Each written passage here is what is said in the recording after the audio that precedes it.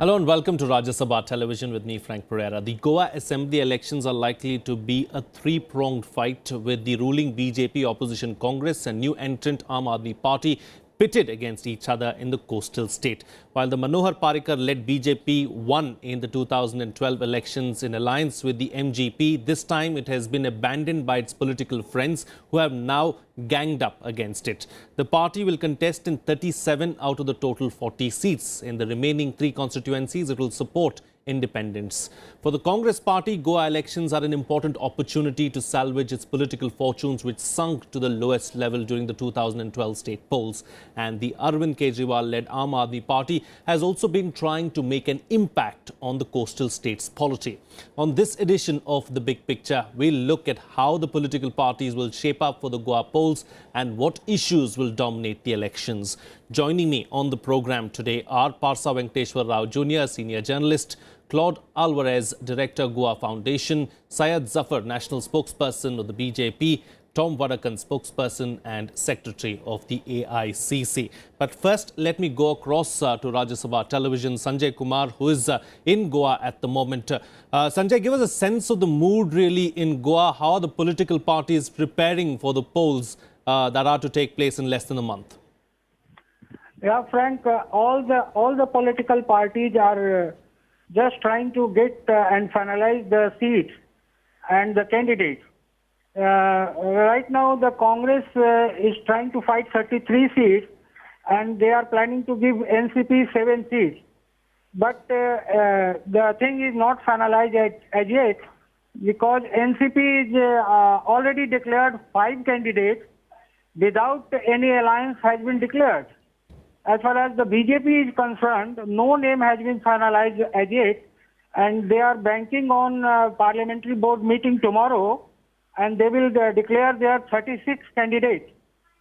And 4 independent candidates they are supporting.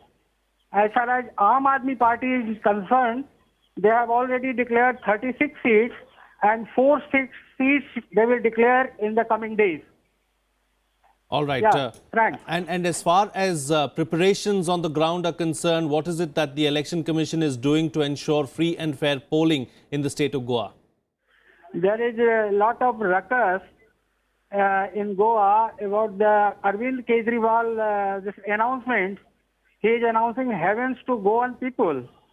And the other political parties, even the ruling party, is accusing him that he is just trying to camouflage the voters of Goa. And they are also going to lodge a formal complaint to Election Commission. And they did also a press conference about that, where they demanded action against this party. Sure. All right. Sanjay Kumar, thank you so much for joining us there with those details and bringing us up to date with the latest from what's happening in Goa. Let me now start the discussion with my panelists here. Parsa, I'd like to start with you, of course. What do you think are going to be some of the issues this time around, and what's really going to dominate the polls in Goa? You know, Goa, like Punjab, has got lots of problems which no political party addresses.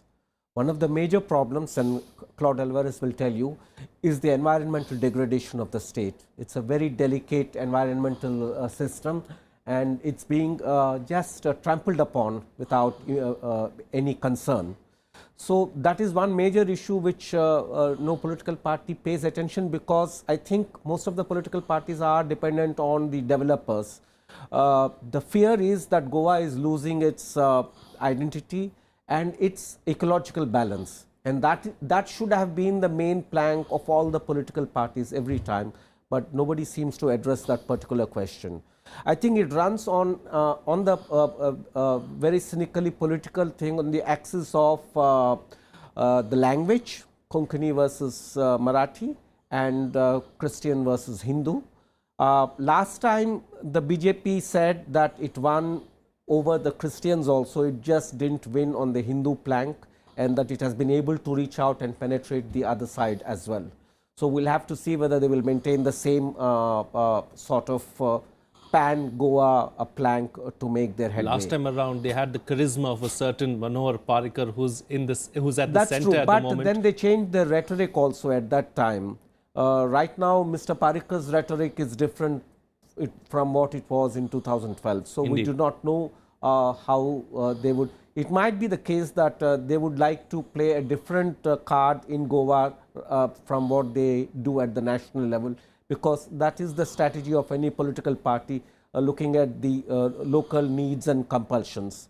Congress, I am not very sure whether they have any clear idea of how to go about it. The only reason why Congress could bounce back is because the people want to change from BJP and they would like to choose. Now, what about the Aam Aadmi Party? Now, Aam Aadmi Party can sort of take advantage of the issue that people are marauding Goa and that they would want to save. And mainly this degradation of the environment of Goa means that it is full of corruption.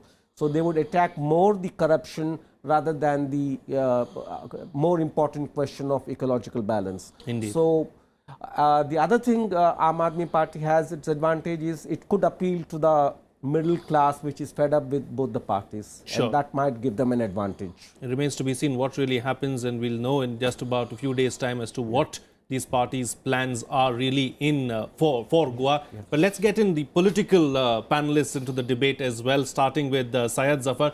Syed Zafar, you know, in 2012, everything seemed to work for the BJP in Goa, and there was the charisma of a certain man called Manohar Parrikar who brought all the people of Goa together.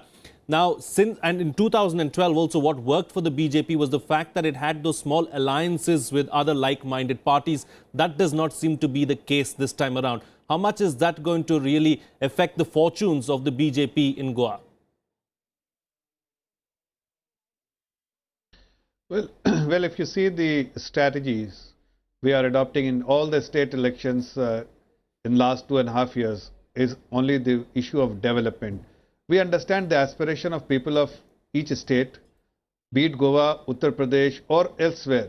Each state, the people have some aspiration, and that aspiration is we address in our manifesto. As and when we'll come out, we'll address all those concerns which the Goan people have. Having said that, the main plank of BJP is development, and will continue to have development as our agenda in all the elections, wherever we are having election in 2017 or going forward as well. The people of, particularly people of Goa, have not seen the kind of development the neighboring states have seen.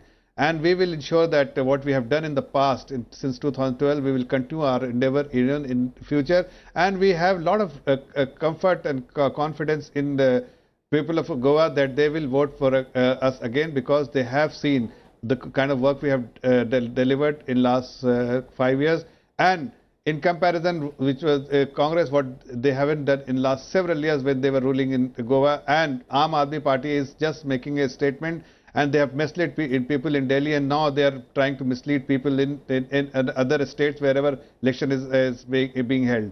So if you take BJP and its strategy is only two. One, understand the aspiration of people of Goa and address their concern in our manifesto and deliver it. And secondly, all the developmental activity which has not been done by the Congress in earlier years, and what has not been done so far by our own government till whatever is left to be done, which will get done in going forward as well. Indeed. All right. Tom Vadakan, I know you want to respond to everything that Syed Zafar has said, but also my additional question is, 2012 was a bad year, bad election for the Congress in Goa. It's time, you know, that the Congress did something in Goa so as to bounce back from the results of 2012. When I was in Goa the last week, I went there for a press conference in the middle of the night. I moved from the airport to the city. So casually I asked the cab driver, I said, this is the 31st, the places must be crowded, no hotel bookings, and it will be completely crowded and what have you, Goa. That's the perception I had. But I was in for a shock when this gentleman told me the hotels are all available, there are plenty of, there's nothing, no tourists coming in, and there's a situation. I said, what? Why is this happening? He said, this demonetization has hit us bad, tourism sector has been damaged terribly, and that tourists are running away, and then all that kind of a situation. I didn't believe him. And I did, I'm not talking politically now, I'm just talking about what happened to my So I went in for lunch at one of the restaurants there, and hardly 3 people in a place which did not have place for a person to stand. That is the kind of situation my friend Islam's government has done. I mean, it has nothing to do with the state government so much, but the situation that developed from Delhi. Be what it may. I heard Mr. Islam talking about development, and that is the worst nightmare Goa warns Islam. You know actually what happens there. Under the name of development, a whole huge number of developers have descended on Goa. And what is being done, Mr. Parsa has just has mentioned, environmental situation has been damaged so terribly that Goa is no more a Goa kind of a situation. I accept your concept of development across the country may be useful, but development in Goa means something else. It means that you are going to damage the environment like hell, and this is going to be reflected in the election. Now, as to the question of Aam Aadmi Party, yes, I heard the Deputy Chief Minister of Delhi today say that a vote in Punjab means you are voting for their current Chief Minister, Mr. Kejriwal. The point is, where all will he be Chief Minister? He is Chief Minister here. That means you are changing the Chief Minister of Delhi and grafting him there.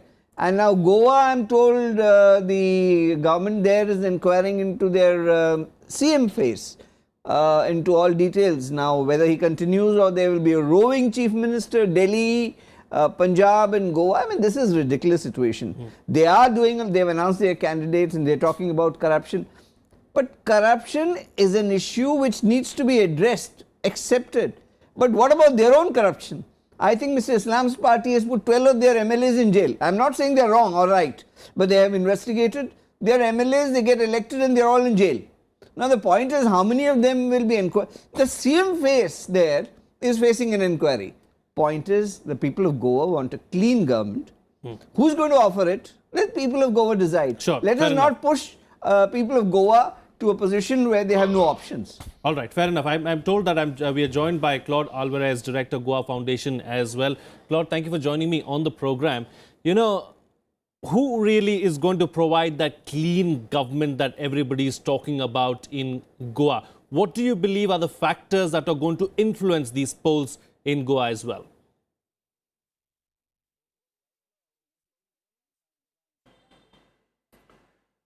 Well, right now, can you hear me? Yes, we can hear you. Go ahead, please. Can you hear me?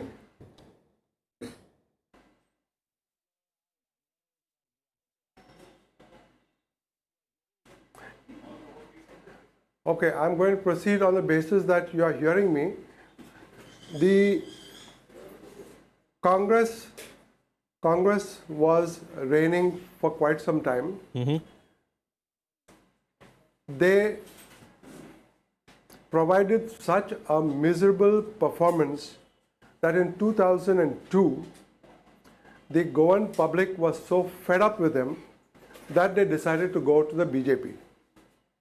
And the BJP had 5 years of uninterrupted ruling. As a result of those 5 years, we are probably further away from our aspirations than when the Congress was in charge. And today, the situation is really macabre, because if we don't go to the BJP today, whom do we go to? Whom does the public in Goa go to? And who is emerging? Now, looking at what is happening on the ground and the fact that there's a massive distress situation, one of the panelists already remarked about the complete clean out of the tourism economy this season because of demonetization or whatever. The public is now finally having to put its faith in completely untested parties. And Aam Aadmi Party is, of course, one of them. It's completely untested in Goa. Not a single one of the persons, including the proposed Chief Minister, who is a very good man and a very decent guy, even this person does not have what you would call political experience. All the candidates are completely new. Now, apart from Aam Aadmi Party, you have, of course, the MG Party, which was the original party of Goa. Now, that party got demobilized practically, and at some stage had almost become instinct, Today, that party is putting up candidates in 29 constituencies because they feel that somehow the hostility and anger towards both the Congress and the BJP is so enormous that they will at least stand a chance of coming back. Now, apart from the MG party, you have several other local parties, particularly Goa Forward, which is of course headed by a very young politician who has made his mark on the field and who for the last 5 years has been the only opposition in the assembly. Now, they have also put up candidates all over the place, and there's the Suraj party, which has not been able to perform at all for the last 16 years of all the elections. Even they have an aspiration that in the present gloom, where both the national parties are not able to provide any relief despite having 5 years uninterrupted ruling, they feel that somehow or the other they are going to stand a chance in this coming election. And that's the stage to which the Goan electorate has been reduced, that we now have to aspire and hope and put our faith in completely new people, untested people, small parties with very small followings or very ancient followings, and we have got to think about whether these people will now provide the type of relief that the two major parties have been unable to provide. That's our situation today. Fair enough, fair enough. Parsa, it's no longer going to be a bipolar contest in Goa between the BJP and the Congress. It's going to, even some of the smaller players might have a say this time around, is what Claude Alvarez is saying. Do you believe that some of these smaller parties have it in them to really topple the Congress or the BJP in Goa? They may not be able to topple, but they will create an untidy situation where if the verdict is fractured, that smaller parties, like it has happened in some of the other states, will play a bigger role. Formerly, when there were no smaller parties, there used to be a huge chunk of independents who would be elected, and they would play an important role. But the question is, for all these parties, for all the political parties, what is it that they want to do for Goa? That is not clear. How can they do? Goa is naturally endowed with mines. It is naturally endowed for tourism. Now, how can you maintain tourism without degrading the environment? How can you carry on mining activity without damaging the environment? These are very, very delicate issues. You cannot have one or the other. You have to do a balancing act. And there is no party or politicians or a group of people who are able to think, saying that they have to make difficult decisions. No decision is going to be easy. So, in Goa, it becomes quite crucial because it's a smaller state. There are a smaller number of people, and the responsibility of taking decisions, that is informed decisions, becomes all the more important. I don't see many of the parties in a position to do that kind of political thinking. I mean, Goa is a test case of where you have to think and be popular. You cannot just be popular for popularity's sake. Indeed. Because as I have said, tourism is a very big thing which can be developed, and it can be a great revenue earner. It can provide employment all over Goa. But how do you do tourism without damaging the scene in the state? Indeed, indeed. Syed Zafar, do you have a plan as to how you're going to balance out these delicate equations in Goa? What is it that you're going to tell the people? What is it that you're going to deliver on? Because like the other panelists also said that tourism has been at a dismal low this time around in Goa, and that should be a cause for concern. See, it is very unfair to give only whatever has happened during the demonetization scheme of last 50 days. You may have seen less number of tourists in Goa, if at all, if you believe the other panelists, the Congress spokesperson was speaking about it. Even for a moment, if I assume that whatever he was speaking was correct, still you must understand that this was a period where the government had taken a call to demonetize the currency, and it was intended for a long-term benefit for the country as a whole. So you don't take this as a sample for what has happened in Goa, whether the tourist was not visiting or coming in Goa. Last year, if you really want to take a sample size, take the sample size of all the 5 years and then come out with a rational that whether the tourists are attracted to Goa or not, and you will get the response that tourists were coming to Goa. Maybe you have seen some dip this year, but purely because of demonetization scheme, and we have seen that what has happened during these last 2 months, but you will see the demand picking up again in going forward. So the issue with for BJP is as I said earlier, the aspiration of people of Goa. We have to address all the concerns as aired by some of your panelists, and those are the concerns which will get addressed by in our manifesto, as and when we come out with our manifesto, because at the end of the day we want to serve the people of Goa and in the best possible manner. We have given a good government, we have given a good governance, corruption-free government in last 5 years, and we want to continue this and serve the people of Goa in the best possible manner, and understand their concern, understand their aspiration, and develop the state in a manner which not only generates employment, also create a lot of revenue for the people of Goa, and the tourism industry, which has a lot of impetus and they're getting a lot of support from the central government. Well, they will continue to see this kind of support from the central government as well to develop the tourism industry in the state of Goa. Sure. Fair enough. Fair enough. Tom Vadakan, what is it that, like Claude mentioned earlier as well, he spoke about how, when the Congress was in power, also it did not deliver on some of the promises that it made, and, that's unfortunate. But what is it that the Congress is going to do this time around to look at the aspirations of the Goans? See, before I go into our manifesto, there is a problem that exists in Goa in terms of, he said just now, our panelist, that if there is a fractured decision, then it becomes money bag policy, where you pay and you buy them and this thing goes on. I mean, this is a reality. I mean, I want to put this on a public domain, that then there is an attempt to take these MLAs out and form a different government.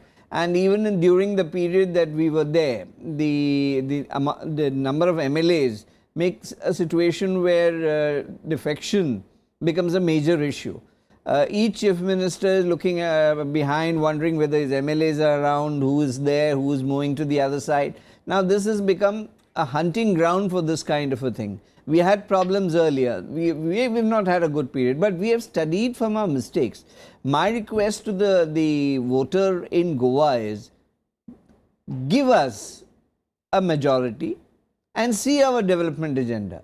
We believe that tourism is a very important factor. At the same time, under the guise of tourism, we can't have a development that which destroys the environment.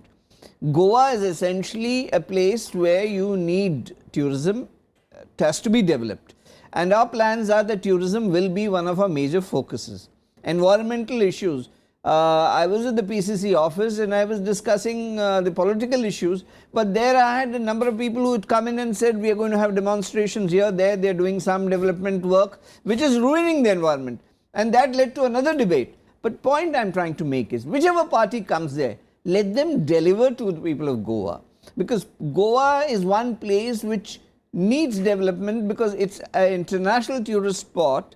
Law and order is another issue, which I remember having been earlier also to Goa. I hardly saw a policeman. Law and order situation was actually, it was very good. Now point is, a lot of drug related problems are coming up. There is a nexus between politicians, the police, administration, who know exactly who are the vendors. But point is, action need to be taken. Somebody must come in line and say, yes, we need these guys hauled up. And that is the kind of action we propose to do, God willing, if we get the majority. All right, but if enough. we don't get the majority, then that's the issue which is in public domain again. Claude Alvarez, how big an issue really is the drug and prostitution problem in Goa? How do the people of Goa really relate or react to such kind of issues?